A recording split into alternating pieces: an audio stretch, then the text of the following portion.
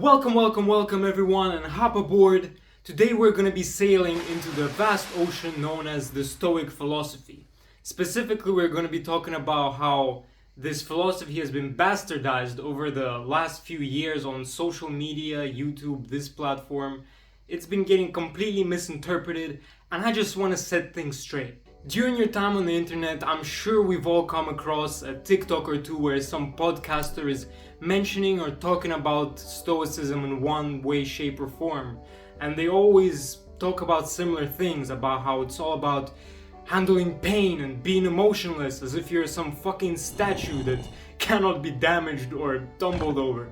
And in these masculinity guru echo chambers, you'll often hear the same sentiments about how pain is gain and whatever doesn't kill you makes you stronger, which are sentiments that I agree with and I think are pretty good, but they've also been getting misinterpreted largely by these people. Stoicism isn't about getting shot 5 times in the back and not crying, or not showing any emotion like some poor Disneyland employee. Sneeko would tell you that Stoicism is about watching your girl get pounded by a BBC for 30 minutes straight. But that's not the case. These masculinity gurus will tell you that showing any emotion apart from aggression for some reason is low testosterone beta male feminine activity. But truly a low testosterone activity is caring so much about how other people perceive you. Anyway, let's leave the alpha male echo chamber for a while and talk about the Stoic school of thought and what it is exactly. Hey Google, define Stoicism. That's not right. The Stoic philosophy was founded roughly in the year 300 BC by a fella named Zeno of Citium. Fun fact, Citium was a city in Cyprus, the place where I currently reside. Cyprus born and raised, shout out! By occupation, Zeno was a Phoenician merchant. More specifically, his father was a wealthy merchant dealing with expensive and luxury goods such as purple dye, expensive fabrics, and textiles. Then one day, in his early 20s, tragedy befell on Zeno. During a merchant voyage, his ship capsized near the coast of Greece. Now he was left stranded, having lost everything. In the aftermath, having been stranded in Athens with absolutely nothing, Zeno wandered into a bookstore. There, he picked up a copy of Xenophon's Memorabilia, a book about Socrates. Having been struck by Socrates' portrayal of virtue and self-control, he asked the bookseller where could he find men like that, to which the bookseller pointed him in the direction of Crates of Thebes, a Cynic philosopher. Zeno then became Crates' pupil, and while he enjoyed the focus on virtue and self-growth, he found cynicism to be a bit socially abrasive. So in the end, he left Crates and decided to explore his options and join a few other schools of thought. After some years having studied under other great minds at the time, he decided that it was time for him to spread his own teachings, which was the amalgamation of everything he had learned thus far. Mostly cynicism, but with a bit more reasonable approach to social interaction. And this is essentially how Stoicism was founded. The core principles of this philosophy were living in accordance with nature, focusing only what's under your control, and seeing virtue as the sole good. So let's unpack these core principles one by one, starting with living in accordance with nature. This does not mean hugging trees. This means aligning yourself with the natural order of the universe, which the Stoics refer to as the Logos. You can call this phenomenon God, fate, or universal reason.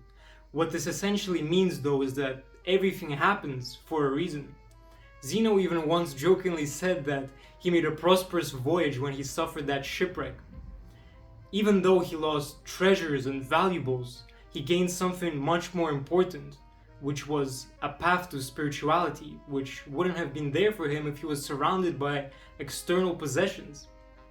So, in his mind, it was destiny that made that shipwreck happen.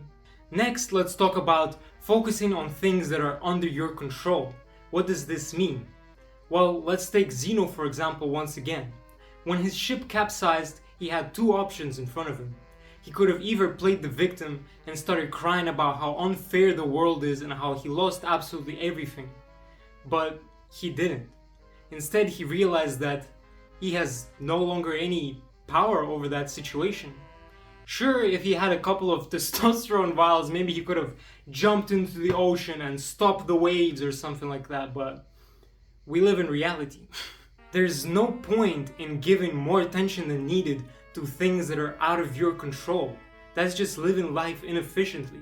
You're much better off trying to figure out what's the next step. What is it that you can do to better your life? From my time learning Stoicism, this is probably the most valuable thing that I've learned from it. Whenever something stupid happens, like I spill coffee or something and I want to just rage or throw something at the wall, I just quickly lock in. It's like on automatic almost at this point, where it's like, this thing is not under my control. It's like I categorize it instantly in my head, and it made life so much easier. I don't get angry at stupid things anymore. I just let them happen and say, it is what it is. And lastly, the virtues. Stoics believe that there were 4 core virtues that every Stoic must adhere to: wisdom, courage, justice, and temperance. By wisdom, we mean knowing what is right and what is wrong. By courage, we mean knowing how to face fears and knowing how to face hard truths. By justice, we mean treating everybody fairly. And by temperance, we mean self-control and moderation, not overindulging in drank, money, women, weed, and all the good stuff. So in short, Stoicism is the OG it is what it is mentality, designed to help people live simpler, easier, more efficient lives, where we don't surround ourselves by constraints and prisons of our own making. Stoicism also emphasizes virtue, facing your fears, being kind to others, doing what's right. It's just about spreading positivity and making the world a better place. I honestly think everybody should be a Stoic. Most people probably are Stoics, they just don't know it yet. It's not about being emotionless, accepting pain, being some sort of caricature of a man. It's not about that. Not at all. And if you want to learn a bit more about Stoicism and some of the main principles, I greatly recommend you read Meditations by Marcus Aurelius. I'm sure if you're familiar with Stoicism, you're also familiar with this little book. It's my 3rd time reading it in like the last 2 years. It's completely changed my life. Every time I'm having like a terrible day or I'm going through something, I just open it up, and for some reason I'm always on the chapter that I need to read at that particular moment. Or maybe every chapter is just a chapter that I need to remind myself of. But it's kind of an easy read depending on the translation you read. Some translations can be a bit more hard to understand, but I'm on my 3rd read, so it's pretty easy now. I'm just recalling at this point. I'm not even like reading, I'm just remembering. That's the thing, you just have to remind yourself of these things. It's like you wake up and you need to remind yourself. It's a constant battle, it's an everyday battle. That's what being a Stoic is all about.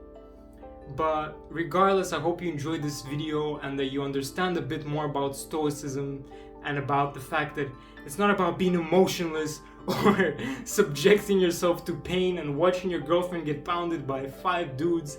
It's not about any of that. It's about focusing on what's under your control and about being good to others and yourself. On that note, chase your dreams, guys. Be stoic, be happy, and I don't know how to finish this video, so like, share, comment, subscribe, and I'll see you in the next one.